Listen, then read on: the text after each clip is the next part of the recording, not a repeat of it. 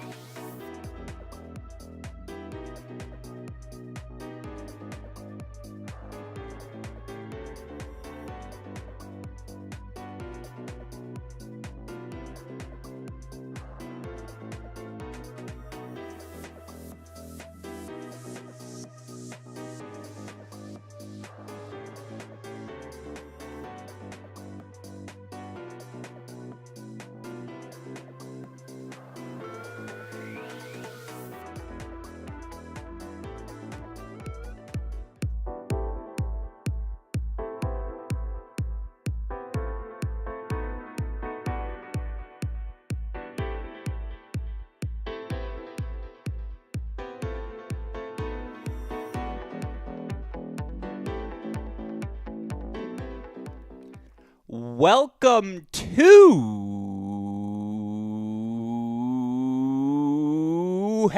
Great Shot. This is the Great Shot Podcast, a Cracked Racquets and Tennis Channel Podcast Network production. My name is Alex Gruskin. On tonight's show, we've got another live edition of The Deciding Point, our weekly breakdown of everything that happens in the Division I college tennis world. Of course, here on Tuesday nights, we break down the Division I women's action. Week 15 in the books. It was the official last weekend of regular season play, but perhaps more notably, we had a bunch of conference tournaments across the country. So many fun results for us to break down. So let's get right to doing that. Joining me on the podcast this week, as he always does, is a man you all know best as the returning champion on our Cracked Racket shows. Of course, he's the founder of the No Ad, No Problem blog and podcast, my co-host on every week's Deciding Point episode, our on-the-ground correspondent for so much, though not this week, I beat him there, of this college tennis season. It's, of course, my dearest friend, a cleanly shaven John J. Parsons, joining us once again. Jay, hey, great shot. Welcome back to the show. It is good to see your face. May is on the horizon. I'm excited. How are you feeling? Yeah, I'm feeling excited. You were the boots on the ground this week. It sounds like you had a grand old time there in Stillwater. I'm excited to hear about the stories and the coverage. It was great to see. And yeah, this past weekend, I described it as maybe my favorite weekend of the college tennis season that doesn't include NCAA play, particularly that Sunday. You've got coverage on TV, the computer, the phone. The conference championships are happening across the country. It's always beautiful weather here in the Bay Area when it's happening, so it's tough to complain. Yeah, it was a great week, and I like to think I certainly warmed up Stillwater for all of us who are going to descend upon it for NCAAs. How cool is it? We've got a concert the day of the final as well, and again, as more information continues to be released, I promise people will get more and more excited about that event, but it is certainly one of those weekends on the college tennis calendar. You put it right alongside of kickoff weekend and obviously National Indoor Weekend, just the opportunity to see the best teams go head-to-head, and certainly across the the spectrum. So many different results for us to break down on tonight's show. So, Jay, let's get right to doing that. Let's talk about all of these conference tournaments we saw unfold first. Let's start in Georgia in SEC country. Obviously, last week we led the show with the conversation. How would the return of Carson Branstein impact what we see unfold throughout the course of this 2024 postseason? Well, we saw her in play for the Aggies this weekend. Obviously, there was a little controversy to start where she was submitted in the singles lineup. Ultimately, she's playing number one singles for them this week, the number two doubles position with Nicole Kieran. Jay, Aggies made it all the way to the finals, where the rematch with Georgia was set, was a highly anticipated matchup. Let's start there. Oh my goodness, that's the best performance of the Georgia Bulldogs season. No ifs, ands, or buts about it. A 4-1 victory for the Bulldogs that, dare I say, Jay, fairly definitive. Let's just start. Again, we can talk about the A&M thing in a moment, but I think this is the Georgia performance we've been waiting for all season. This was a team that we had tier one entering the year, a team with obviously returners in Vidmanova, Riasco at the top of their lineup, who we knew what they were capable of, experienced hands in Grant, Narundorn, who, whether it's the bottom of the lineup, their contribution in singles, what they can do as a doubles pairing, again, those are two players that could count on. The introduction of Vecic, Lapata continuing to develop, all these different things. It all finally coalesced beautifully in this match where, again, they take the doubles point. A very impressive performance there. Ultimately, straight set wins, I believe, in 3 singles matches as well. Jay, your reaction to what was the first full flex of the Georgia Bulldogs this season? Yeah, Coach Bernstein said this after the match. He feels like they're playing their best tennis of the season, and it certainly felt like that from the moment that first ball was struck in doubles. This was indoors. It was actually the first match the Georgia women had ever played in their new indoor facility, and I had a chance to tour that facility when I was there in Georgia, and it is going to be very loud. And you heard that on the SEC coverage. There's not a lot of ceiling trapping, wall trappings to kind of mute some of that sound. It's warehouse vibes, and you got that sense. And they rode that momentum, they rode that wave, started very hot in doubles and never looked back in singles. And to get those 3 straight set victories at really the top of the lineup as well, which is a relative strength for this Texas A&M team. Dominant display by Georgia, who now wins their 3rd SEC championship in the last 4 years. Yeah, just so impressive. And in particular, obviously, for Vidmanova to, put that sort of result together. I know Carson wasn't her healthiest, but still, just such an impressive week for her. It feels like Grant and Narundorn in particular seem to be finding their footing at the bottom of the lineup, and you feel pretty comfortable about them right now at that 5 and 6 spot. But the big thing for me, they won the doubles point in this match, Jay, and I think with the addition of Carson Branstein, that doubles point was something we were most excited to see, for doubles to come out, take and take that point. That was a message sent right away, and you mentioned it, I probably should have as well. How much do you think the indoors part mattered? Because obviously A&M, not a team that plays a lot inside. You mentioned not just the fact that it's indoor tennis, but that atmosphere in particular. Oh my goodness, was it electric. And again, it's not the best simulation for what the final site Bulldogs might look like, but in front of those fans, they were able to find a gear that I really do think they hadn't hit in any prior result this season. I think indoors played a huge part, and this is a Texas A&M team that doesn't have an indoor facility on campus. Almost all of their losses over the past few years have come indoors. They certainly had never played a match on those Georgia indoor courts before, so it's not like they could reference past matches indoors against this team, but they got a good preview of what a rowdy Georgia crowd would look like back in that regular season match in March. The big difference is you just can't replicate that decibel level. If we heard it so loud on the coverage, I can't imagine what it was like indoors. So it was going to take a while for them to adjust, and I think they just didn't. I think this match probably looks very different outdoors, neutral site, but a huge credit to Georgia for riding that momentum. That's the biggest thing that we're looking for from this Georgia team. How can they replicate that sort of performance, that sort of aggression outside of Athens? We haven't seen these Bulldogs do it.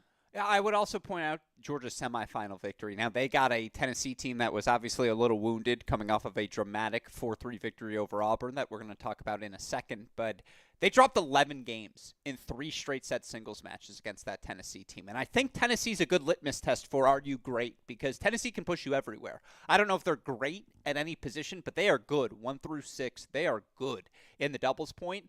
And Tennessee took it to him. Vidmanova 1-1 over Cabezas. It was a 1-1 win for Lapata over Catherine Aaliyah as well. And then, again, for GT to get off in straight sets over Esther Adeshina, it's a clean-cut performance. Like, yes, they were at home. Yes, all of the environmental factors pointed towards them having the opportunity to put together a week like this, but they did. Like, it's one thing on paper. It's another thing to actually go out and do the damn thing.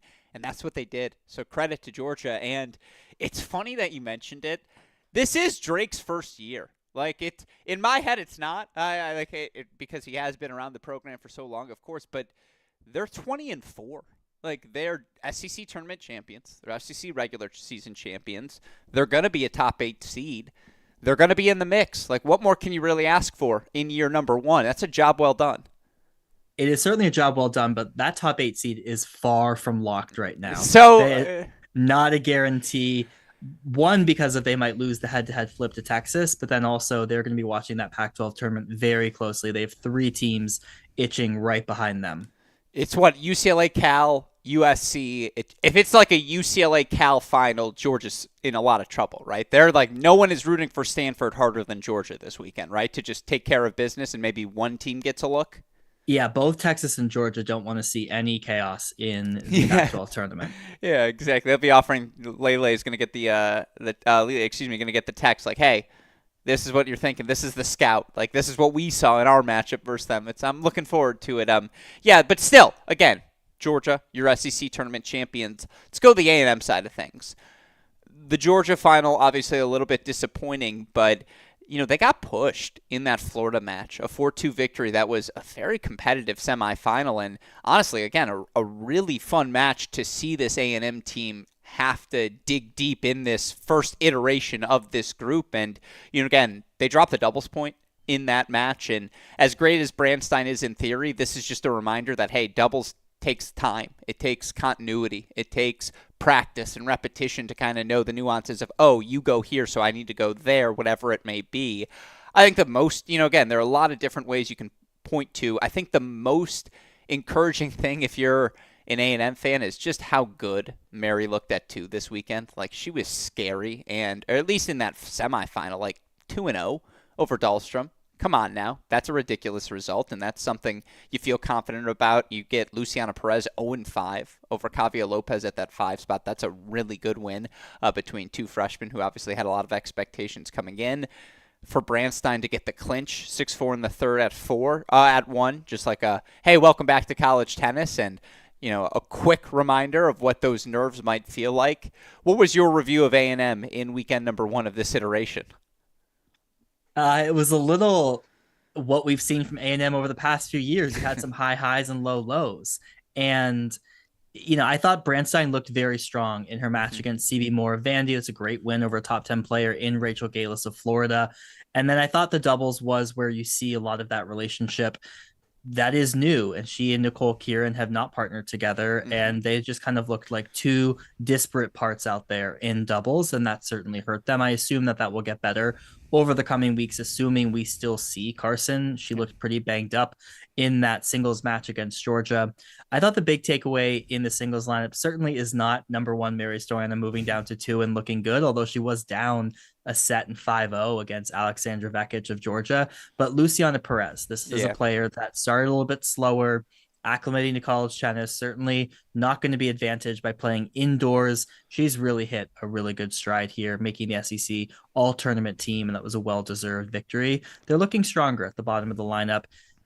Nicole Kieran had been lights out so far this season, and it feels like ever since she's come back from Billie Jean King Cup has had trouble finding the court in a lot of these singles matches, and so that is a big concern for them if they're going to be giving up that point at 3. Yeah, I think no one needs that first weekend of matches in the NCAA tournament more than this A&M team. Like, they wish they had 10 matches before the NCAA tournament to work everything out and get those doubles repetitions in. But yeah, I mean, again, the freshmen get better. The best freshmen always get better as their freshman season progresses as they get more comfortable with the no-ad format. And again, certainly for to beat Kavia Lopez, who had, 2 losses, I think, in the dual match season coming in, certainly fewer than 5.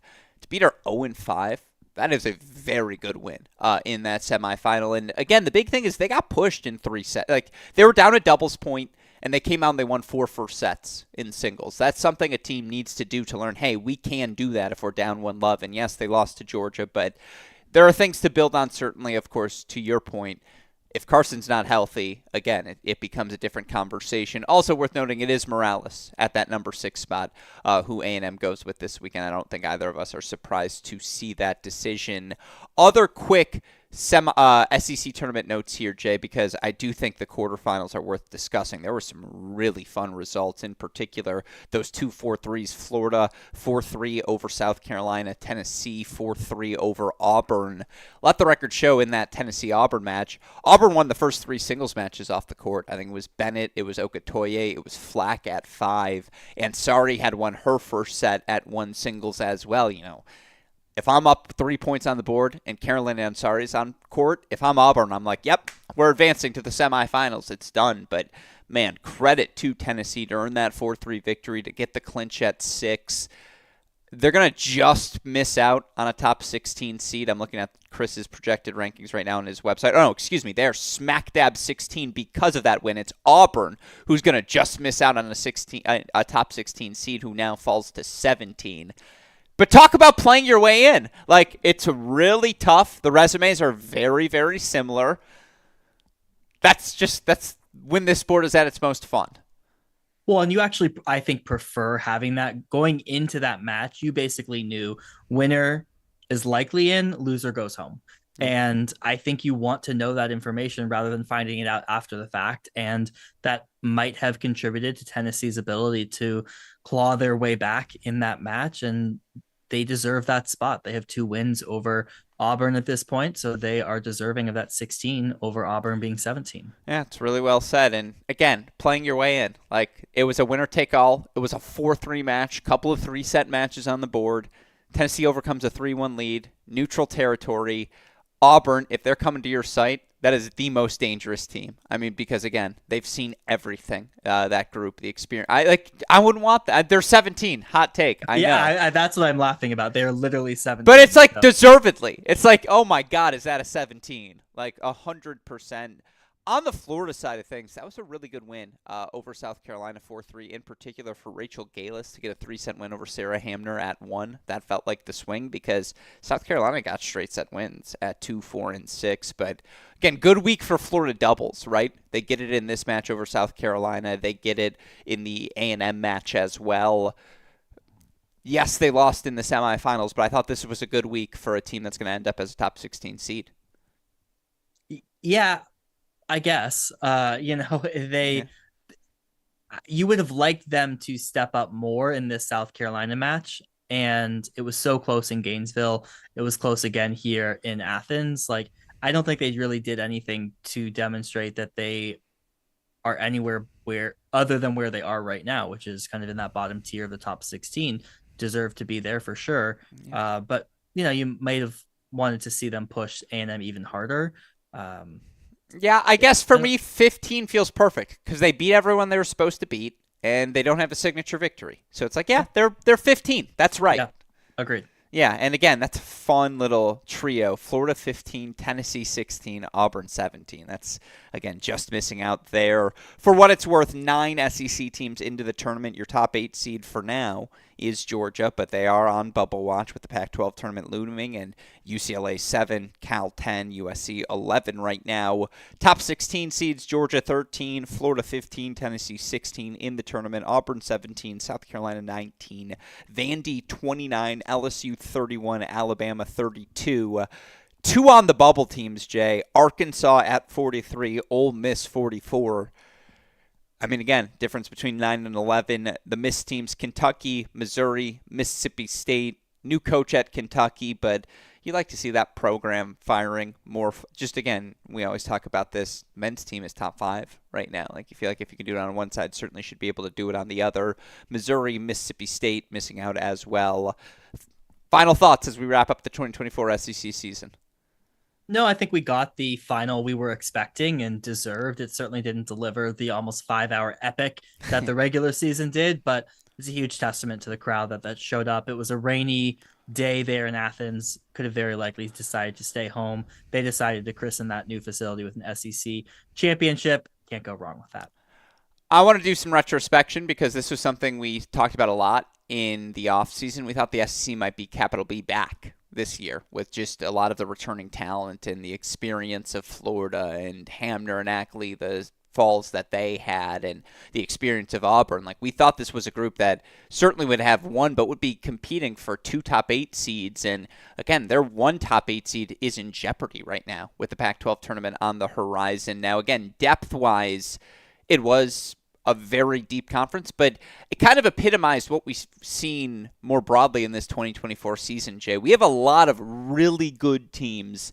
No separation between good and great. Like, Oklahoma State's undefeated for sure. Michigan hasn't lost in a while, but there's a big pack of like, on this day, sure, you could talk me into you beating you. And that's kind of what we saw in the SEC all year long. Well, not really. Right? But like Auburn got Georgia, right, on that right day. And yet that didn't lead to an Auburn springboard. Like, other teams were still able to beat them. And yeah, A&M looked good against a lot of teams, but they still dropped a couple of conference matches too. There's some uncertainty. Oh, they only lost to Georgia? They only lost to Georgia. Okay, well, and Georgia's loss to Auburn was without Alexander Vekic. Those 2 teams were definitely a head and shoulders above the rest of the pack.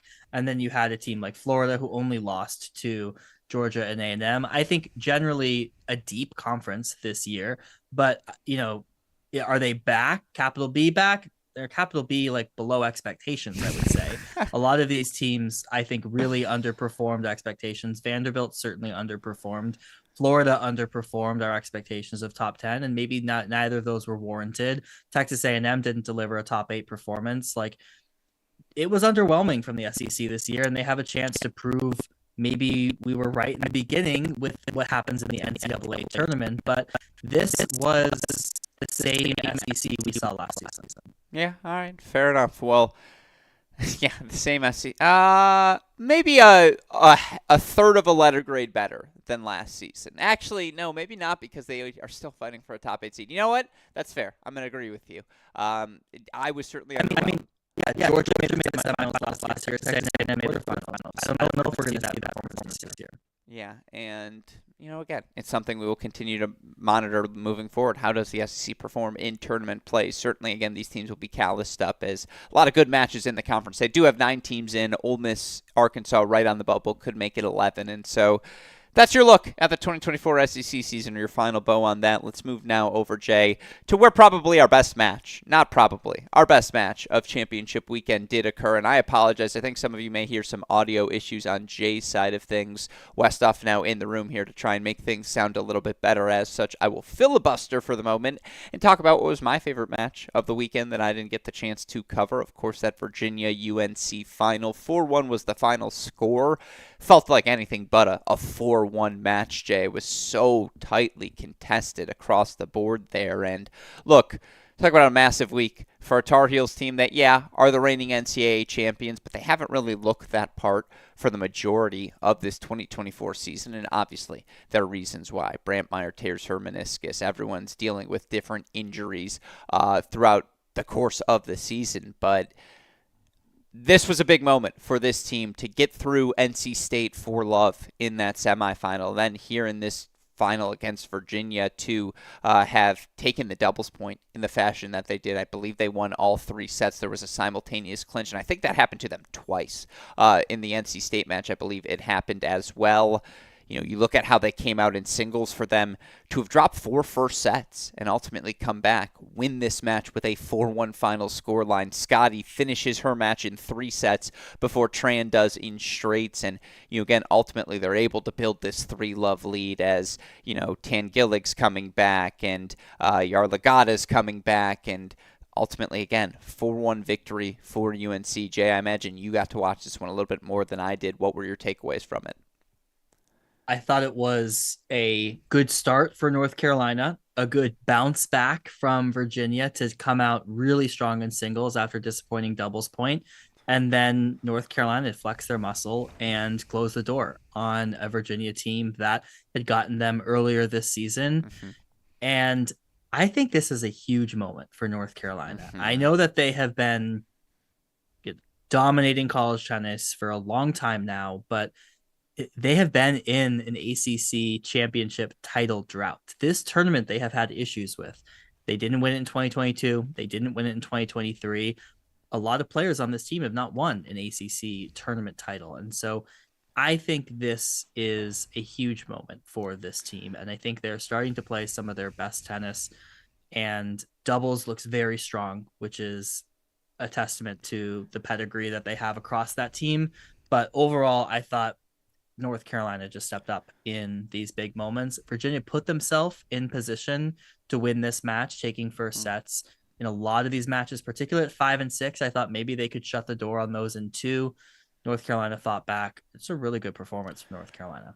You nailed it right on the head, and I had North Carolina up to number 2 in my rankings this week. This reminded me of when Virginia in 2017 on the men's side won that ACC tournament and beat UNC Wake Forest back-to-back in 2 really competitive 4-3 matches, and it was just kind of like after they had lost that late regular season match to Wake Forest, it's like, nope, they're back, they're ready for postseason play. And for me, it wasn't just this match, it was all week long for the Tar Heels. That Duke match, yeah, I know Carson lost a tough one to Bryce, or didn't lose a tough one, but was down, to Bryce Glova when that match finished. But again, that was a match where they win doubles, they win 3 straight set matches. The NC State match in particular, to win 3 double sets. I know NC State's been up and down, but still always an impressive performance when there's a simultaneous clinch, shows you were up everywhere.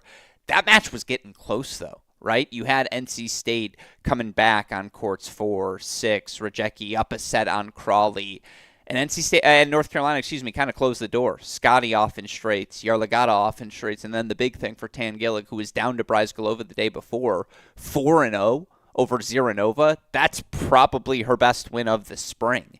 And then again, then you get to the final. And yeah, absolutely. I think if you're Virginia coming out of it, your glass half full.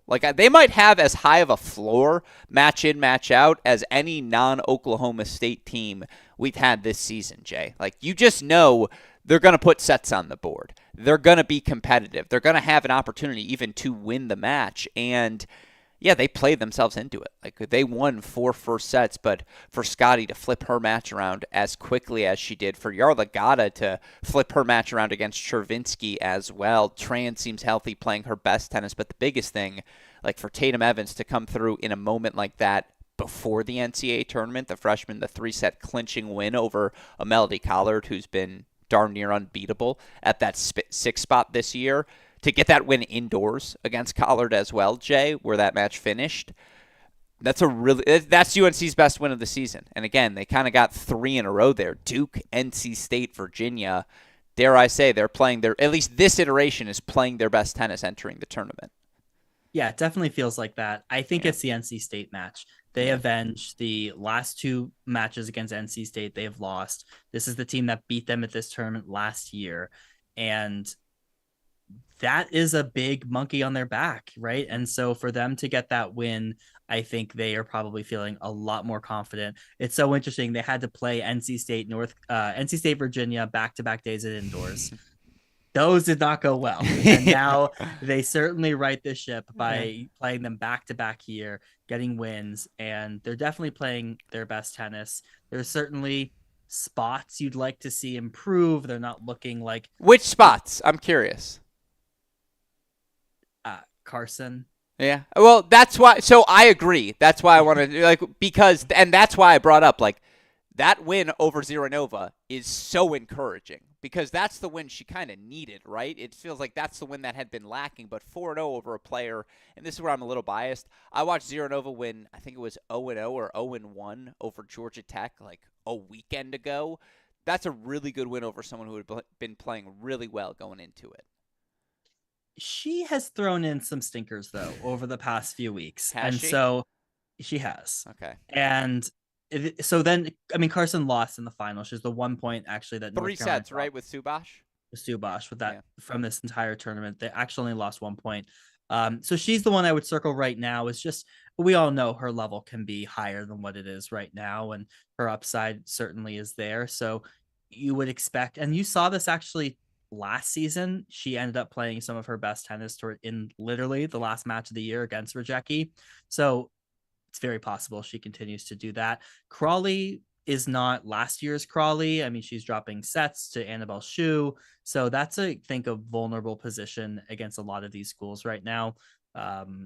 But overall, and I just don't know. We don't have many data points on Tatum Evans at 6. That's a good win for her, certainly. But yeah, I mean, it's just hard to compare them to what we expected them to be because that's not the team we're going to get. And by the way, it's really sad to see Reese Brandmeyer like still in a brace on the side. Like, oh my gosh. But yeah, I think they're playing of this iteration certainly their best tennis. It's going to be fun to watch them in the postseason because there is a lot of experience there. And again, the point I'll continue to make, I just think it's going to come down to who's tougher. Like, who happens to play best on that day. I know, great analysis there, Alex, but sincerely, the pressures will pick up. Those winds will be swirling. Those courts are going to get a little slow. That was my best part. The best part about being in Stillwater is now I know what the conditions are going to play like and how that might impact things. I'm going to cough. Excuse me. Moving forward, the perks of a live show here, Jay, as I bring Well, out the water. I'll say a few other things. The one player I think has looked excellent for North Carolina, Sure. Elizabeth Scotty, Yeah. as she is playing so well. She's up to like 23 in the rankings right now. She's hardly played that many matches. She's playing excellent tennis. It's If good to they see put in her her at one, final would year. you be upset with it come the NCAA tournament? I'll say this: her at 1 right now over Crawley is more justified, in my opinion, than all of the machinations they did last season. 100%. All right, just it's a little wild card for there to be out there. Again, they're playing much better. Even for Crawley to be up 6-5 in a set on Rajecki, the artist formerly known as Amelia Rajecki, that's like a big because Rajecki. It's been one way in that rivalry, dare I say, of late, and so yeah, that 4-0 was huge. UNC's playing their best. Jay, what about Virginia? I think this was a great week for the Hoos, who outside of that final match, where again, yes, it was 4-1, but they won 4 first sets in singles. They were competitive at every court. They 4-0'd Florida State. Again, win doubles, 3 straight set wins over a team that I think has been top 16 for the last 2 months. Dominant win in the quarterfinals as well. They end their regular season 4 losses to 2 teams, Michigan and UNC, who are both in the top 4 of the rankings. This is my 5th best team in the country. Like, all due respect to Georgia, who obviously has 2 really good wins over Texas A&M and is playing really good ball, but Virginia didn't lose a bad match all season long, and the only team who beat them are the very best of the best, the inner circle teams. Like, this is a top 8 team. This team is really, really good. There's a lot of intermixing between North Carolina and Virginia in terms of the Sure. coaching staff. The coaching staff of Virginia, former UNC alums. There were so many years that North Carolina just put in impeccable end-to-end Yeah. performances and only got beat by the teams that were absolutely peaking. That is what this Virginia team has put in this season. I mean, that floor that they have is so high. They are so good at every single position. Is their upside as high as some of these top teams or even some of these teams that are ranked below them? Maybe not, but they have not put in a single bad performance all season. Knock on wood, I didn't just jinx them for the NCAA tournament, but that's really hard to do. And that's something that this North Carolina team probably didn't get enough respect for just year after year, putting in these not ghastly, these impressive performances with their record. This has been one of their best seasons. 17-4 Chervinsky, 18-3 Collard. That's very, very good. You have Shake 14-6 in the top two. Really good. Subash 14-6, but she's 8-1-1 in her last 10 and I was going playing to say like she's it gotten of a lot late. Yeah, better. Yeah. exactly. Clearly playing her best ball at the end of the season. Shu in her first full year, 11-5 overall, 7-3 on the top spot. Going 3 sets with Crawley. Again, great. No. Good. Absolutely. Ziodato 16-7. Her levels dipped a little bit of late, 4-5-1 in her last 10, but still 16-7 overall in the year, 12-4 in conference play. Like clearly took a step up here this season. And again, if whoever it is between her and Subash at 4, you feel pretty good about that player if they did do a little lineup flip come the NCAA tournament. This team is really good. This team should be in the top 8 overall seeds. Like they had a better year than Georgia, in my opinion. Finish to finish. Maybe Georgia's peak feels a little bit higher, or it feels like they're still ascending. But again, in terms of consistency, Oklahoma State's the most consistent team. They're 27-0 overall. You make the argument Virginia's been the second most consistent team in terms of bringing that same tier 1 level match in, match out. Yeah, there's a few other teams you can make an argument for, No, but I for won't sure. debate it. Yeah, but they're It's been impressive. they're in the conversation.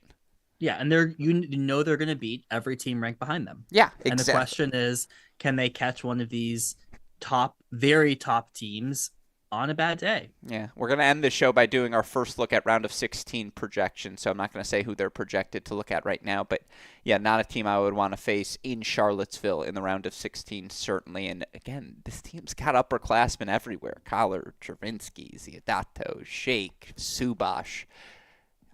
It's going to be fun to see how they compete this postseason. Certainly the best team Coach O'Leary has had in her tenure at Virginia. Jay, other things as we look at the ACC.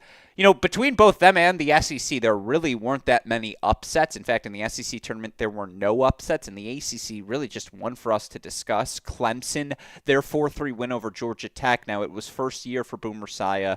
There are a lot of different injuries to this Clemson team throughout the course of the season. It just felt like they were never had their full healthy 6 whenever we saw them on our ACC stream.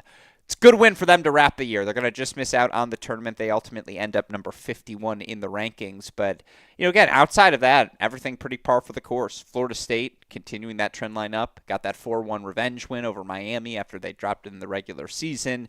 NC State got the 4-0 over Clemson in the quarterfinals. Duke beat Wake. Notre Dame beat Syracuse. Kind of played out as expected.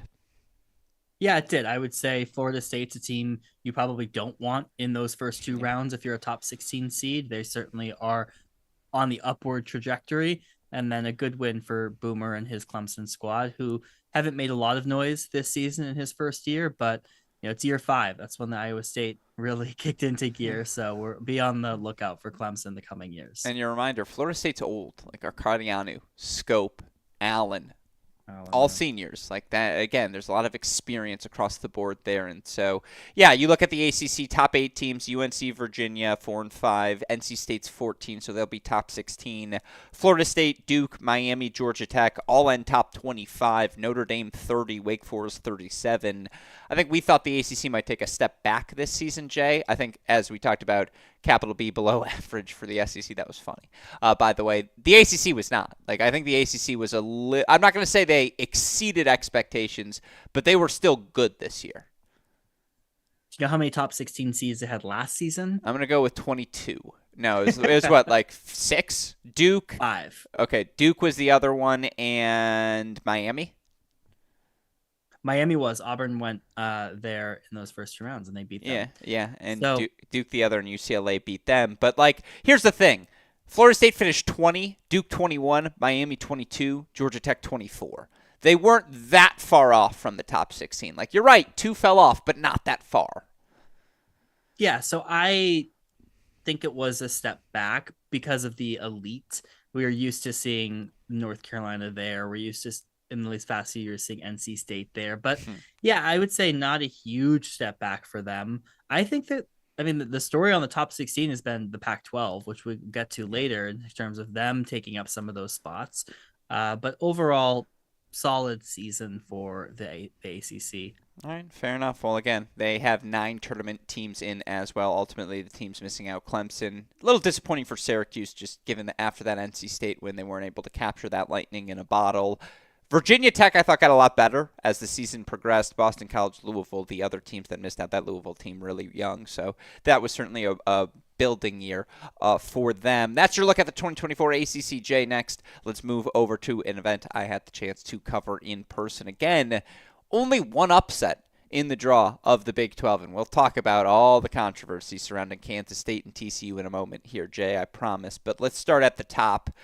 After what was a very shaky 4-0 in name only semifinal victory for Oklahoma State over Texas Tech, I think they played their best match of the season in the final in their 4-0 victory over Texas. And I understand there was no Sabina Lova for the second seeded Longhorns, who needed everything in their fiber of being to knock off Oklahoma 4-2, a match that got sneaky close at the end, Jay. But I mean, Oklahoma State in that final, the way from 2-love down, Carrington and Novak take 6 of the next 7 games at that 3 spot, the way they ran away with it at 2, the way Christina Novak, I think, is now 18-0 overall in this 2024 season. Another straight set victory for her at 6. She was the most outstanding player. Again, it felt like for Carrington, obviously the big moment was from a set down. She clinches that Texas Tech match, but she was on her way back and ultimately won her second set to force a third there. Obi started playing progressively better as the tournament progressed.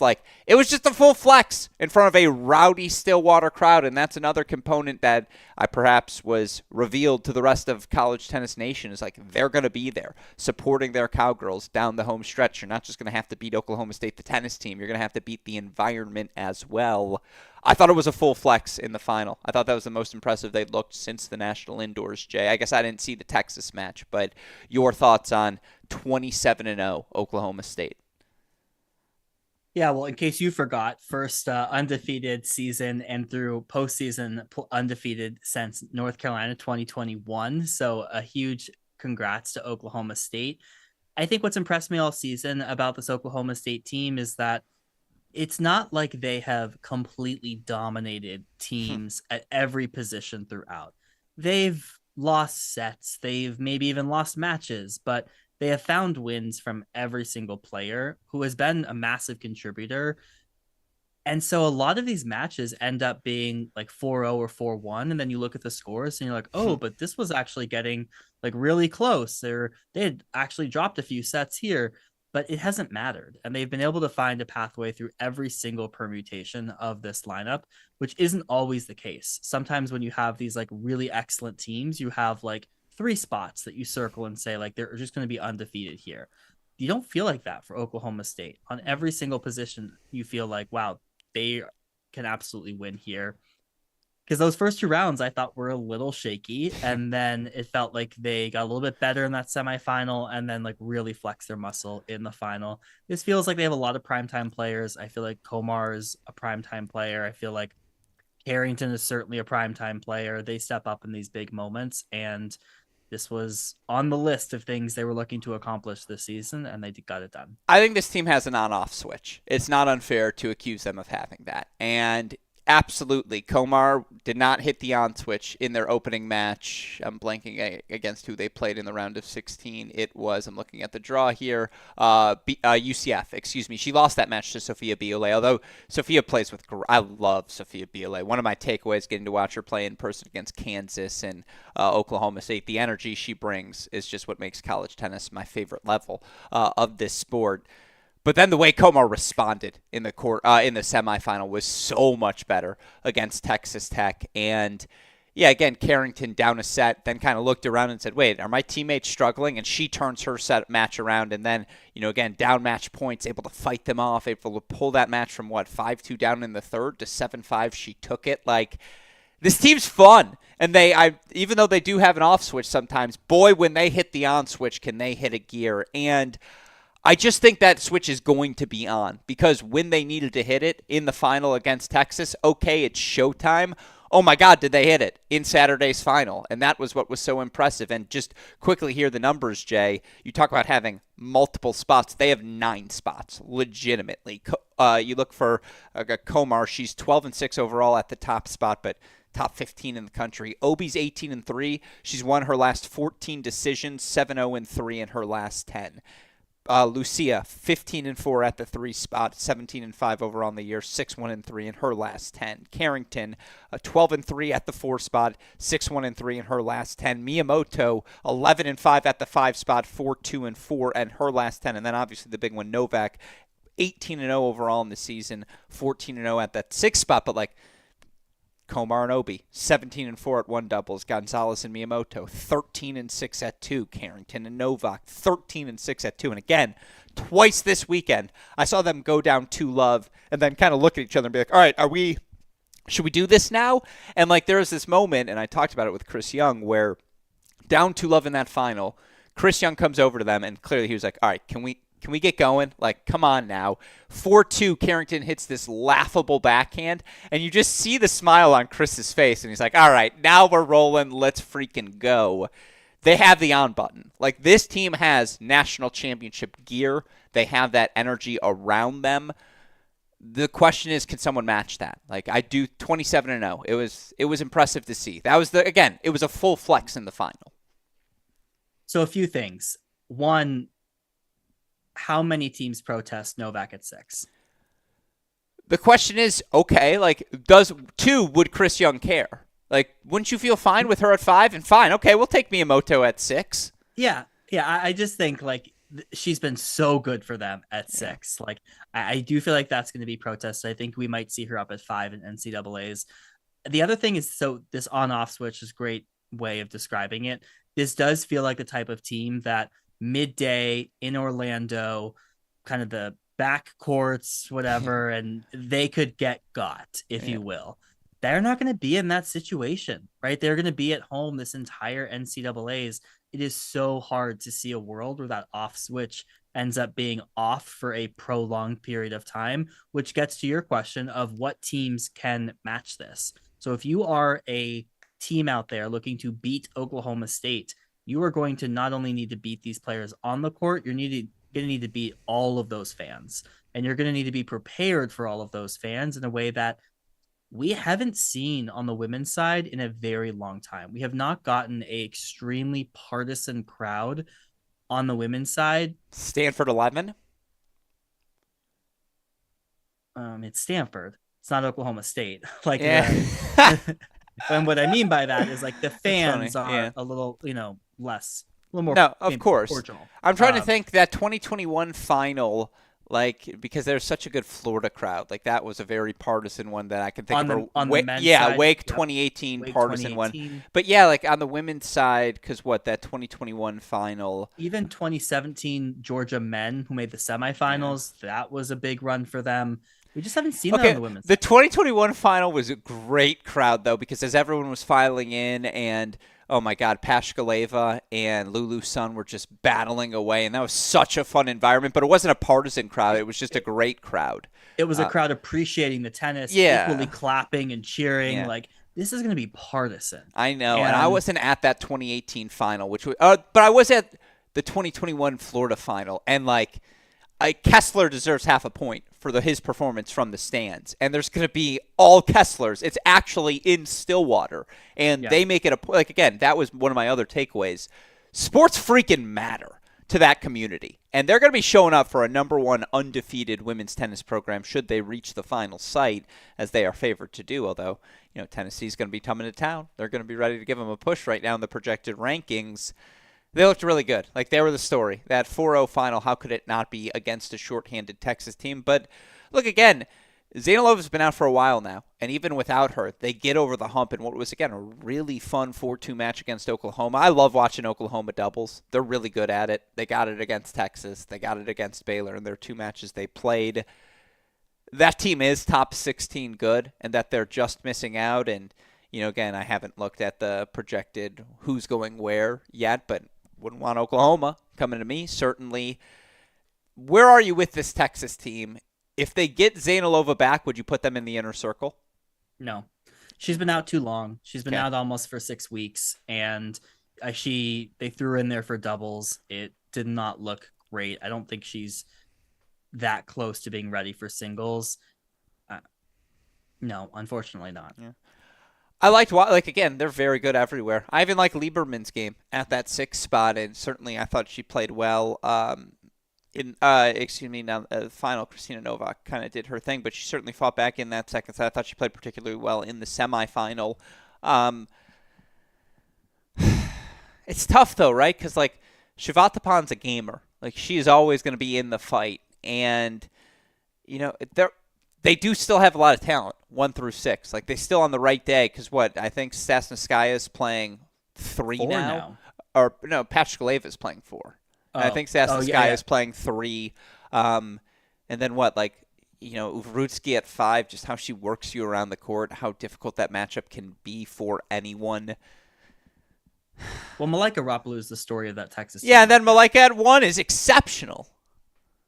Yeah, I mean, for her ascent from being an exceptional 6 player to being out of the lineup, now to be all the way up to 1 and being exceptional in top 25 in the rankings right now, she's had a fantastic senior year, and it's very exciting to see. I'm looking forward to seeing a potentially deep run for her in the singles tournament. But I think without Zainalova, it's just going to be tough. Problem is they're another team. I don't know the locks. Like yeah, on the right day they can beat you anywhere, but I don't run into it. And as good as Rapalou has been, one can't be a lock unless you're Steve Johnson. It's the only lock in history. Senior year Steve Johnson when he's winning 72 in a row. Maybe Micah Braswell at 2 this year because he's won 30, and Novak at 6. But like that's what we're talking about, double-digit consecutive.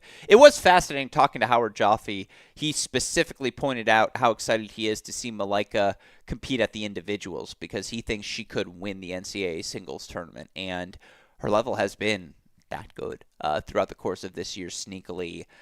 By the way, watching Oklahoma play in person, Garcia Ruiz, Guzman, Noel, Staker, all these pieces, they're interesting. Like, if they beat someone and the confidence is there going into the round of 16, again, they got to get out of a regional first. But if this team does catch lightning in a bottle, they could do it twice. They could end up at a final site. Like, I do think this team has that sort of edge to them that you need. I don't know if the tennis will be there, but the edge is always there. And it was fun it's just always a shot of adrenaline whenever Oklahoma's in the building. Always fun to be around them and that competitive energy they bring. Yeah, it's going to be tough. They're going to have to do it on the road For twice, sure. not just go to a super regional after hosting like they did last year, facing Georgia. And the big thing will be how much better can Arusha and Sherbinina get in the next few weeks. They've been struggling with health issues all season. But Garcia Ruiz, Guzman have looked really strong at the top of the lineup for them. And they've found a lineup now with Staker Yeah. back in fully, Noel in there. And that helps a lot to have that confidence, knowing where your spot is going to be. But yeah, of course, another team you don't want to see in those first 2 rounds. Yeah, right now Oklahoma State, they're only top 8 seed. They're number 1. Texas is 9 right now, but not thoroughly eliminated from the top 8 race. There are tiebreakers we can talk about a little later. In the tournament as well, Oklahoma 18. Texas Tech, sneaky frisky. Like, they just grind everywhere, and they're pretty darn solid at doubles as well. Again, had they closed out that 5-2 lead at the number 1 spot, Komat and Saifetanova, who were up on Obi and Komar, again, they go up 1-love. Then that match is that much more fascinating, and what was as close of a match as 4-0 can be. Baylor also in their 35 on the bubble, number 42 BYU, number 48 UCF, who, again, they had to pull from the club tennis roster this season to get healthy, field 6 players. A sneaky, really impressive job from Brian Caniecco, Francesca Di Lorenzo, and that's just another fun team. I love the energy they bring. And then, of course, number 49 TCU, which is where we can end our conversation here as we talk about the Big 12. TCU playing Kansas State in round number 1 of the event going into the weekend. TCU was sitting right on the bubble. Again, number 45, I believe, overall in the rankings at the time, or something right around there, Jay. Obviously, those who watched the match saw TCU take the doubles point a match gets very dramatic. It comes down to a 7-6 third set tiebreak, multiple match points fought off by TCU. They ultimately clinch that match there. They earn a 4-3 victory, so it seems end the moment, ready to advance to the the quarterfinals, ready to keep their NCAA tournament season alive. And then the news comes out. There was a protest of the TCU lineup prior to the match, thus the match was played under protest. Ultimately, that protest decided in favor of Kansas State. Now, I apologize, I'm blanking on the names, Jay, so if you have them in front of you, please help me fill in the gaps here. There was a lineup switch for TCU in doubles, a direct line substitution at the number 2 spot, which you are allowed to do, but of course, if you make that lineup substitution, Kansas State's allowed to protest as well. Ultimately, the substitution was deemed illegal because again, had that substitution been made, that the Big 12 ruled that the 2 and 3 team should have been switched and that the 3 double spots should have played at 2 and vice versa. Again, looking at the numbers, there's a lot of different arguments you can make. Jay, what was your read on everything that unfolded? Hopefully I laid it out well for you. Yeah, the one clarification, it's not a rule that they have to switch. It's just that that they should yeah, exactly. The rule was that the ruling, I apologize if I said rule. The ruling was that they should have switched. Yes, yeah. And play in order of strength, and they deemed that they were not played in order of strength after that direct line substitution was made. So overall, one word, embarrassing. The whole thing is just embarrassing. Can you think of another sport where post result it is overturned? I can think of things that happen in a swim meet. You do a wrong turn, you get disqualified. Track, the baton falls out, you're disqualified. Another sport that does this? No. I mean, I can think about sports where controversy has surrounded it. I'm trying to think of any other sport. Maybe boxing. Maybe boxing. After? Boxing or Olympics if there's a sprint, but then there's a drug test, and then subsequently they remove the result, and then the other person's awarded the gold medal after. But okay, so this is the company we keep. It's drug testing now. This is how bad this situation is, and to have this happen in a conference championship, errors on all sides. There should never be a match played under protest. The decision makers on site should prevent that from happening, and I also just still don't understand the TCU logic behind this, because by all accounts, there was no competitive advantage gained in doing this. The player that they brought out of the lineup, Sai, is by all accounts, a better player than the person Cabero who they brought in to number 2. Had TCU just done nothing, they still would have won this match, because they would have won at 1 and they would have won at 3. There was no clear competitive advantage that TCU was trying to gain here. So to know that this was going to be played under protest and take that risk, it doesn't make any sense. I think it's twofold. I understand every side of the argument, and I want to be clear. I don't think anyone is ascribing blame to Kansas State's decision to protest the lineup, because when a last-second change like that is made, certainly you want to know the justification. You would like to see it played out. I think if it could be redone, the best choice would be to not play the lineup to not start the match until a clear-cut decision is made. Is this lineup going to be eligible or not? And you said that at the beginning. I think that should be reiterated. I think that will. I am 100% certain this scenario will never play out again. And somehow that rule, if not already instituted, will be instituted moving forward. Because, by the way, this has happened now twice here this season in the college tennis world. Obviously, the Wisconsin-Northwestern match, the other instance of a match being reversed post. And Jay's making a face to say that one was slightly different. I agree, but we should never have matches reversed after the fact. Once we're playing and laying out once the balls are laid out and we say, let's play, and the result is as is. That would be my first and biggest takeaway. It's been reiterated to me, and I think this point is valid. There's not a ton of data to turn to. It's really hard to make a convincing argument the world tennis number is this, but the UTR is that, because I'm pretty sure both sides of the argument, you get a different result when you look at it. Again, the sample size of matches, I'm pretty sure, is fewer, certainly than the 50 you would love to have, but I think it's even fewer than the 10 you hope at a minimum you have. I think you kind of said it perfectly.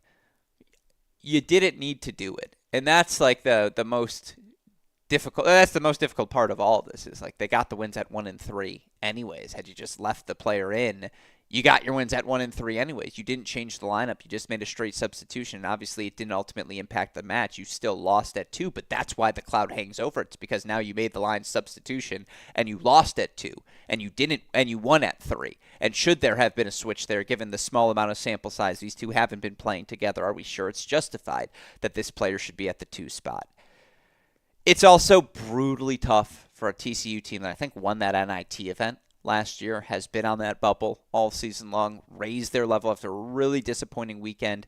Texas Tech, where that thing went against them 4-3. They had that really good weekend at home. I'm blanking on who they beat back-to-back, but all signs were trending high. And then you fight off team match points and win this 4-3. Like, that's the most heartbreaking part, is you have the thrill of victory, and then you have a coach who has to go in and say, actually, the win was taken away from us. Like, that's the worst part about all of this. And look, I'm sure there are still conversations being had trying to adjudicate it all, because right now TCU is, again, still smack dab on the bubble in a less advantageous position than they would otherwise be. It sucks. The whole thing sucks. Like, it's just something, again, to go back to point number 1, let's adjudicate the lineup before we ever rule the balls out. Like, we have to have a concrete decision. This is allowed. This isn't. That's just got to be in the rule books, period, moving forward. Yeah, I mean, a few things. I understand why TCU might have thought this was fine. Keep in mind, they had played this doubles lineup against Oklahoma the Sunday before in the regular season finale. But then why not submit that? That's a good point. No, that's a good question. It's a good question. So it's really challenging. And I think ultimately the evidence, like, I think it's incumbent upon the Big 12 to provide, like they cite in their statement, overwhelming evidence. That feels very gaslighty. Like, I've looked at that. There's not overwhelming evidence. Like, you just cannot say that. And if you believe there is overwhelming evidence, then you should provide it, because that number 3 team was barely above 500 this season. Yes, Cabero had not played doubles, but by all accounts, Mashika is one of their best doubles players still. Like, to say that they overwhelmingly needed to flip, that is a far stretch, I would say, to essentially knock TCU out of the tournament and overturn this result. It's really tough. Really, really bold. It's really, really tough. It was a tough decision either way. Again, what it comes down to, why not just submit? I don't know. This isn't what it comes down to, because the evidence, but it's just like, if you knew you were going to do that, maybe just submit that next time. Like, it's really tough. No, what it really comes down to, subtract all of that. You can leave it in because we're live. Don't play the match until you know. Like, that's my whole thing I will keep getting back to. Never start a match again. I know it's happened in the past, Jay, but I just, like, we can't have that. No, we can't have that. Like, that's what I led with, right? Like, yeah, I agree. No other sport is this happening. But also, at the end of the day, a committee that's making this decision is the same committee that lets this be played under protest. Like, you should take some accountability and be like, we didn't flag this. Like, this doesn't make sense. To do it after the fact, yeah, doesn't sit right, and it doesn't make any of us look good. Yeah, well, we can leave that there. Again, teams missing out: Kansas, Kansas State, West Virginia, Houston, Cincinnati, Iowa State. But ultimately, 8 teams in from the Big 12 this year into the NCAA tournament, at least as of right now. Let's move on, Jay, to a couple of other non-Power 5, but still equally impressive conference tournament champions from the past weekend. 2 in particular I want to point out. Conference USA champs FIU, who are going to end their season all the way up at 28 in the rankings, Jay. FIU in the final 4-1 victory over Liberty. I mean, what a season has been. And I know we talked about this a couple of weeks ago, but you look at the record, now, 19-2 overall, undefeated at regular season play, 15-0 at home. Their 2 losses, by the way, this year: 7-0 to Miami, 4-2 to Florida. Again, did they have the most rigorous schedule? No, but this team's pretty good. Yeah, no, they're very good. I mean, those are the only losses. They got wins over SMU, wins over Wake Forest. If they were in the ACC, they would be like a 6-7 seed right now. So it is very, very strong. And unfortunately for them, they're probably going to have to go to Florida for the opening round. But they do so much with not as much as some of these other Power Five programs have. So very Absolutely. impressive for them to keep doing what they're doing. The UCF win early in the season again when they were kind of figuring things out. A good win over Yale in March. That's the thing. Again, the signature victories. I'm not sure if they are there, but they beat everyone they were supposed to beat. And again, 28 in the country, 19-2 is always something we will tip our cap to. You mentioned SMU. That's the other team I wanted to mention, Jay. Your AAC champions once again. SMU 4-0. They knock off Memphis in that final. Memphis a massive NCAA result, 4-1 win over Charlotte for them in the semifinals. You had SMU with the 4-2 win over Rice in the semis. I mean, again, credit to SMU. They're getting into the conference tournament. You look at the projected rankings right now after their victory over Charlotte. Memphis sitting at 49. Charlotte now currently sitting at 46. Smack dab on the bubble, Jay. I mean, again, if Charlotte wins that match, they're probably in. I believe they're at 43 or 41-ish going into it. It's a huge win for Memphis. It's a tough one for Charlotte. Well, I think Memphis is still out as well. Yeah, Memphis 49, but again, Yeah, at least they had a chance. Like they're trying to win the true, AAC. Like they had a shot true. against SMU to get in direct. To get to the finals. Yeah. Yeah. I mean, yeah, SMU though, strength of schedule has been insane Yeah. this season. I mean, they have a ton of loss points, they have a ton of losses, but they have played so many teams, and ultimately you have to feel like being battle tested like that helps significantly as you come into the postseason tournament.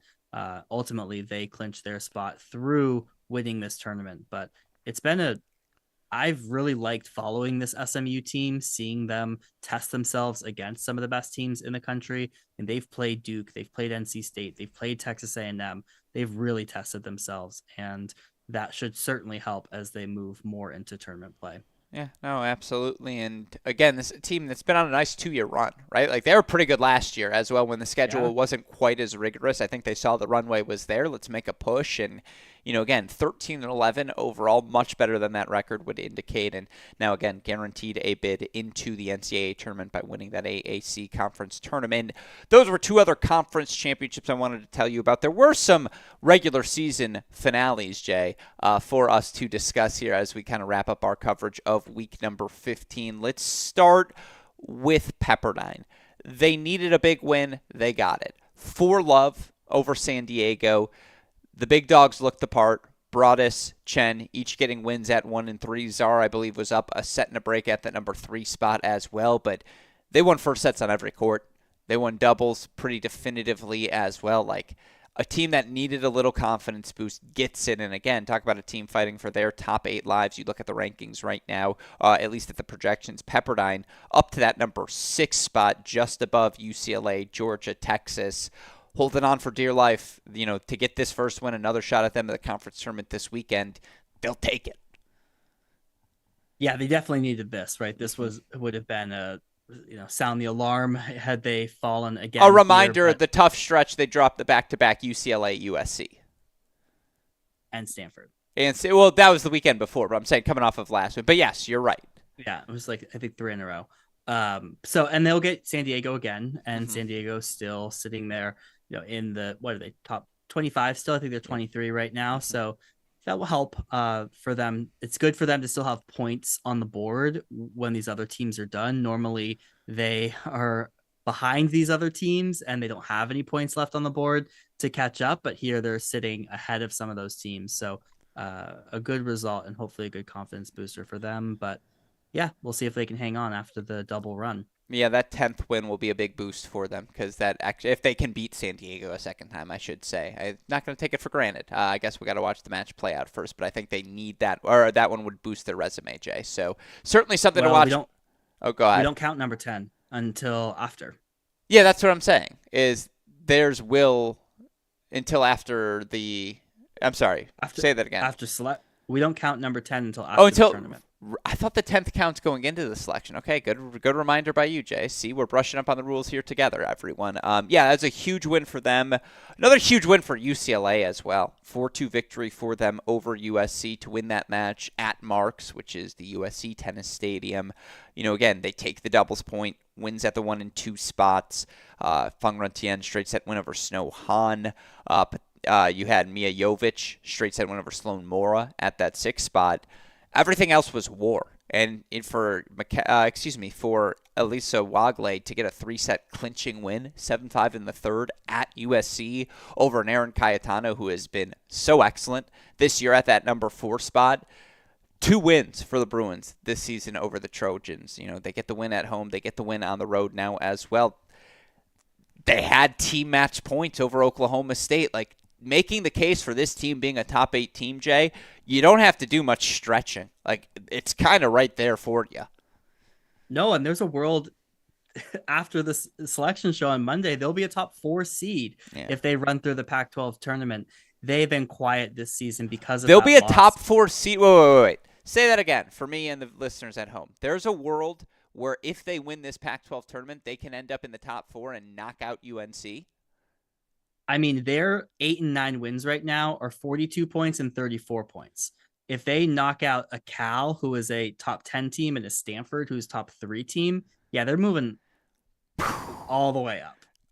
We said this was the most interesting conference tournament. It became that much more interesting right there, Jay. Yeah. That is fascinating. Yeah, and if they do that, should they be top 4? Is my follow-up question to you. I mean, it's one of those examples where this UCLA team is incredibly siloed, because you'd be looking at those points and you're saying almost all of their wins are West Coast. They'd have 2 wins over Stanford, 2 wins over USC, a win over Cal, a win over Pepperdine. Like, none of their wins are on the East Coast, basically. Well, should the best of the West be top 4? Maybe. Like, given again, you have a bunch of good teams out there. Absolutely. Like, I don't think anyone's sitting here thinking Stanford is not a top 4 seed. So if UCLA emerges with a second win over Stanford, like, absolutely. Yeah. This team's good. Like, obviously, you have the reigning NCAA singles champion, maybe the most underrated one singles player in the country. We don't talk nearly enough about Phangran Tien. But, like, again, they won this match with Hans losing at 2. With number 72 in the country, Bianca Fernandez, losing in straight sets, which, by the way, really good win for USC's Grace Piper. This wasn't a bad loss by the Trojans by any stretch of the imagination. This was a damn good win on the road for UCLA. And I'll say if they do win that Pac-12 tournament, yeah, the best of the West should be a top 4 seed. And we said going into the year, this was one of the most fascinating programs in the country. Like, always. Where was UCLA going to end up after what has been a really weird since 2021 stretch? They're back where they belong, in a position to get themselves even further back with, again, that Pac-12 tournament looming. USC, by the way, right now, they're sitting inside the top. USC is going to be a top 16 seed. That's a win, right, for this Trojans program. I think that would have been one of the goals at the start of the year. Top 8, obviously, it felt like a runway was there after they beat Michigan, but top 16 is back in the right direction. Yeah, exactly. They had to go on the road these past few years, so that was certainly the first milestone they were looking for. I agree. There was a window there after they had the Michigan win. They just have dropped too many of these Pac-12 matches. But yeah. Yeah. All right. Well, last but not least, Jay, some final Week 15 results for us to discuss here quickly. You look at the Big Ten country, Ohio State, 4-2 win over Illinois, and then Maryland, 4-3 win over Wisconsin. Now, they need a big Big Ten tournament coming up this weekend to get themselves into NCAA tournament contention. But for what it's worth, you look right now, Maryland currently sitting at 50 in the rankings. This gets them back in the conversation. Yeah, this is their best win of the entire season by a good result. I mean, I don't have the Big Ten draw ahead of me, but if they could get a win over some team, like another Wisconsin would be great, but a Northwestern, like they're in if they can get that win. I don't know again how early they'll have to play a Michigan or Ohio State, but if they can get a win over anyone not named Michigan, Ohio State, they can be in. They played their quarterfinal potential opponent. If they can get through the winner of Indiana, Nebraska, they would play Northwestern. That match is on Friday at 2 p.m. I'm going to have to go to that, aren't I, since I'm going home this weekend? Yeah, I think that's a must-attend. That's a huge match for them. That's a must-attend for me. So, Coach Doherty, I'm coming. I'll be there. Coach Pollard, I don't think Coach Pollard's a listener. listener. I think Coach Doherty might be. I'll be there. I'm not going to be rep. Again, I've learned better than the rep colors at a conference tournament, but I will be there to enjoy that match, certainly. And again, a huge win for Maryland. Big win for Arizona State, 4-3 over Arizona. Again, that's a fun one, too. Tournament teams, Arizona State consolidating their position. Arizona a little bit more bubblish heading towards the conference tournament. Penn, big 4-2 victory over Harvard. Tough weekend for the Crimson as they drop a 4-3-1 to Princeton as well. Columbia 4-3 over Yale. The Ivy League right now is fascinating, Jay. Harvard's 44, Yale's 53. Who am I missing? Princeton's 41. Like, they might have honestly played themselves out of the NCAA tournament because of how competitively they played. And once again, it proves can we get an Ivy League conference tournament, please?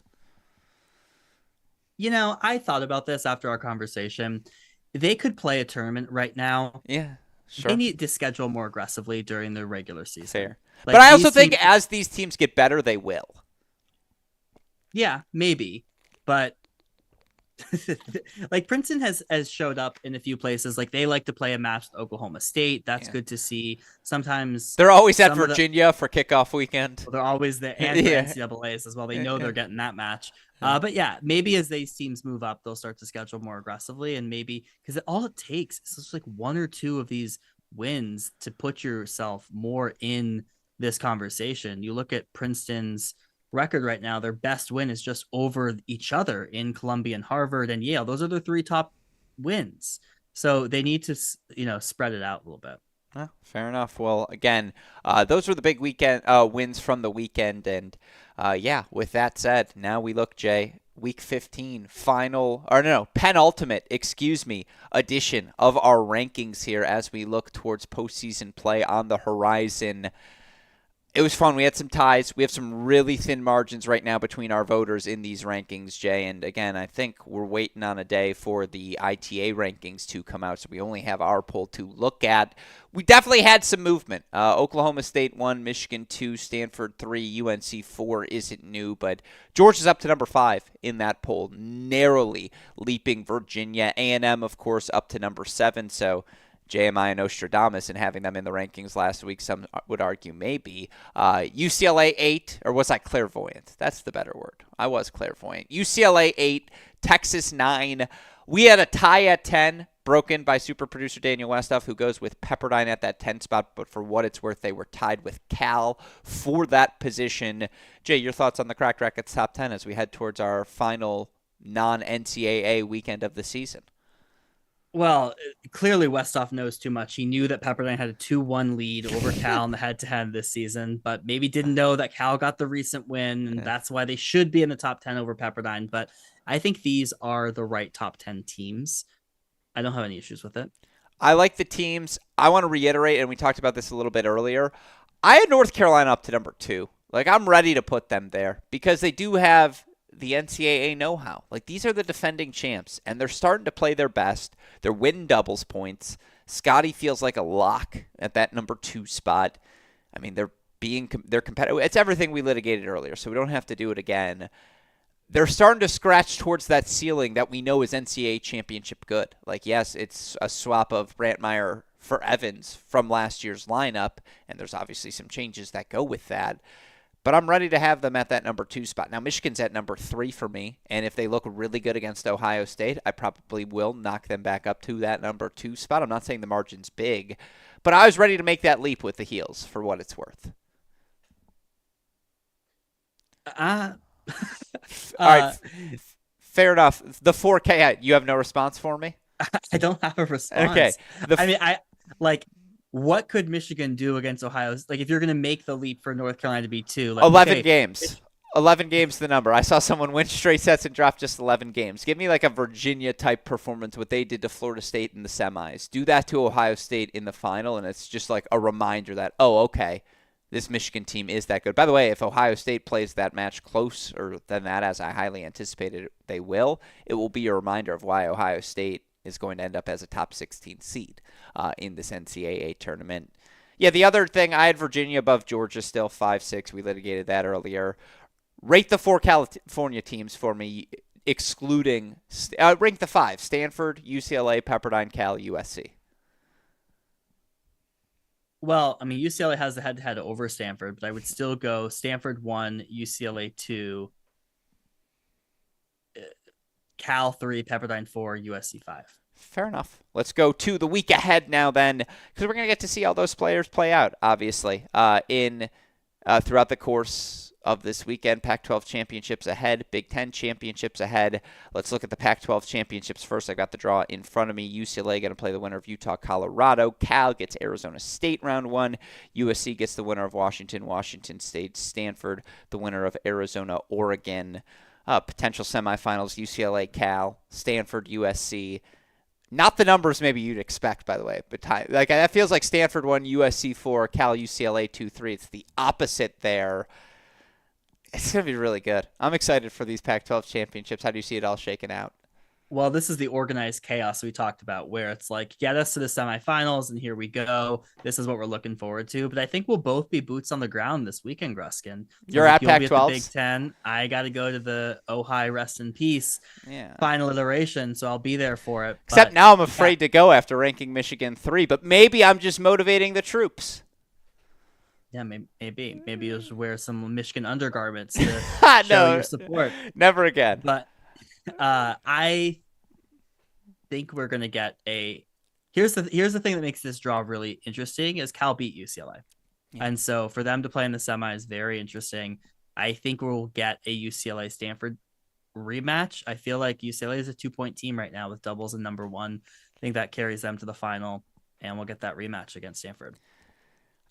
I just hope we get 4 threes. Like, I just really want these matches to be good. I want USC, who I've always liked their doubles point. I want them to go take the doubles point against Stanford, because I think if they drop that doubles point, you're just in trouble with the anchors Stanford has.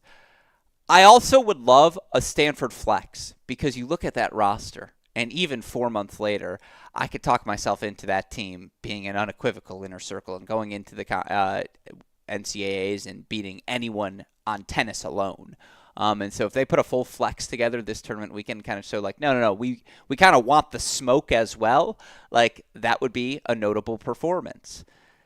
UCLA wins their top 4. That speaks for itself. This Cal team, I still think they've played only 4 matches this season. So the ones they played against UCLA, USC, Stanford, and Pepperdine. Like, how good are they? I don't know. Yeah, they played indoors and then that stretch you just mentioned. Yeah, that's it. That's all. Yeah, I saw them beat Oklahoma in a match where Florencia Ruscia was on the comeback trail and rolls her ankle, by the way. Who knows how that one goes? That's another what if from this season. Yeah, it's a fascinating conference tournament, and I'm jealous. You're gonna be there? You're gonna make the trip to the Ojai? I am going to be there. Okay. Do you agree with me, though, the Big Ten should get the Ojai in the divorce? Because otherwise no one uses it next year. Like, Arizona's don't get it. Cal and Stanford, it's the wrong part of California. I mean, I think it'll still exist because there is a lot of tennis there outside of the college events. But yeah, it's gonna be really sad to see the college events leave. But you're just no way you're flying Maryland and Rutgers out to Ohio. I love the idea of all those teams doing that before the NCAA tournament as well. That would be Right. really fun. That'd be a good time. Literally the weekend before. Yeah, I could look. It's worth it. You get outdoor tennis in. Like, it's a perfect training week for all the top dogs. No, I think we should get the Ojai moving forward. Play the conference tournament there every year. Keep college tennis at that event, because the Ojai is one of those special events. If you know about it, obviously, it's something you want to attend. Big Ten tournament in Ann Arbor. I am hoping to be there this weekend. I'm going to go home, visit my parents. Older brother's coming to town as well, so I'm going to try and even drag both of them out to come watch the action as well. We already talked about the potential Maryland play into the NCAA tournament quarterfinal match versus Northwestern. Top 4 seeds: Michigan 1, Ohio State 2, Northwestern 3, Wisconsin 4. Illinois the 5. They're into the NCAA tournament, I think, no matter what happens this weekend. That Maryland storyline's the big one. Obviously, Michigan, Ohio State, top 16 seeds. Both are locked in their brackets as well. Like, even if Ohio State got a Michigan win, Jay, I'm pretty sure they'd still stay outside of the top 8. I think Michigan could lose to Purdue, and they'd still end up as a top 8 seed, just given what their resume looks like. Thoughts on the Big Ten tournament? Are you looking forward to the rematch? Maybe the last Kari Miller Arena Contos matchup of their careers. I'll cry. Like, again, what have they played? 36 times? I want to say it's roughly 18-18. Oh, no, it's roughly 18-18 apiece. Or maybe like Yeah, 12-12 and then a bunch of DNFs. I was gonna say a bunch of DNFs, and this Yeah. one will probably DNF as well. It could just live on in perpetuity, as it should. So I'm looking forward to it. I think we will get it. Michigan, Ohio State in the rematch here, and it's welcome back to the party, Michigan. Excited to see you again. Good to have you back, and look forward to see what you look like. If this was basketball, they'd swap jerseys after, and they'd be like, "Come on, like let's do it. Let's take the photo. It's our last time." Yeah, that is like a sneaky fun subplot because they've played a lot of fun matches over the years, Jay, like dating back to their freshman seasons, and so yeah, I will be at that Sunday final. Whether it's Michigan versus Ohio State, whatever the iteration of that final is, and looking forward. You know what the best part about this all is, Jay? 2 words: outdoor cameras. They're in Ann Arbor. I almost cried looking at the quality of the cameras. Now we got some other things to work out still as we move forward, but what a beautiful sight. I thought you were going to drop this fun announcement you had for the week ahead. Well, that is the fun announcement. I kind of dropped it there for you earlier. Committed to going to the Sunday final at noon. Okay, this is her words, not mine.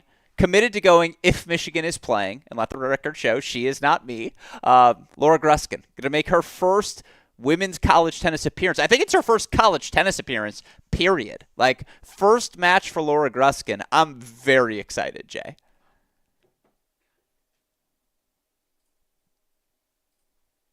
And I apologize. Westhoff's playing with the audio here for a moment. Say that one more time for me, Jay. I was going to say she hasn't made it out. I still can't hear him, but Westhoff is going to – I can't hear him in my headphones, and so Westhoff is going to make that work. Thank you, Jay. For the audience who hears it, I'm going to imagine you said that. I'm very much looking forward to hearing Laura Gruskin's impressions. Do I have to bring her on the show?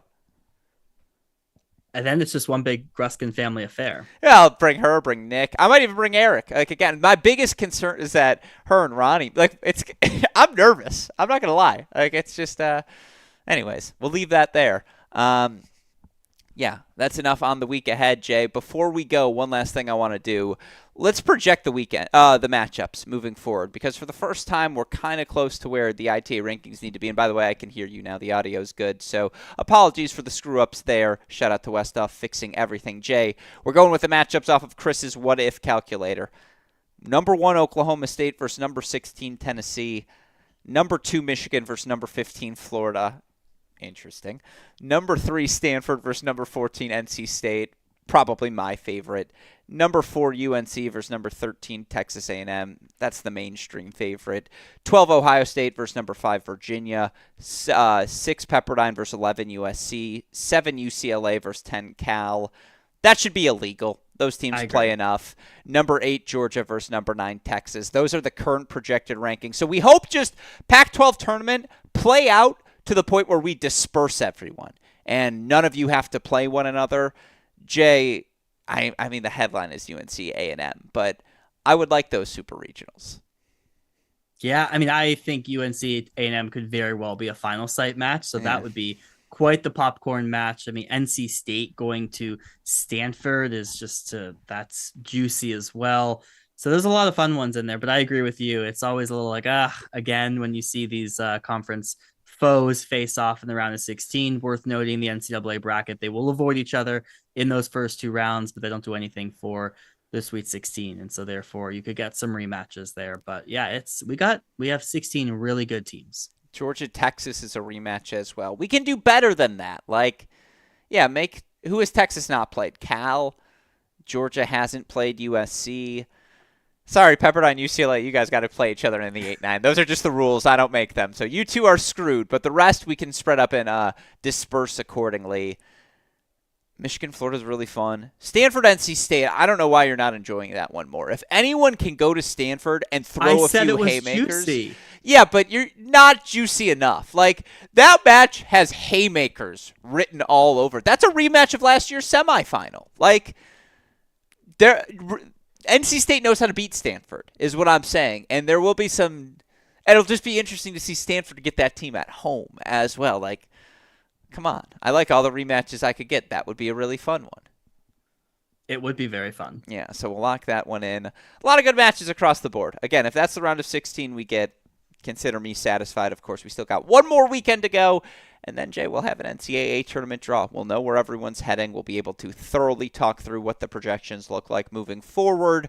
Of course, with that said, that'll do it for our look at Week 15 and your preview of week number 16. Jay, any final thoughts before we wrap today's show?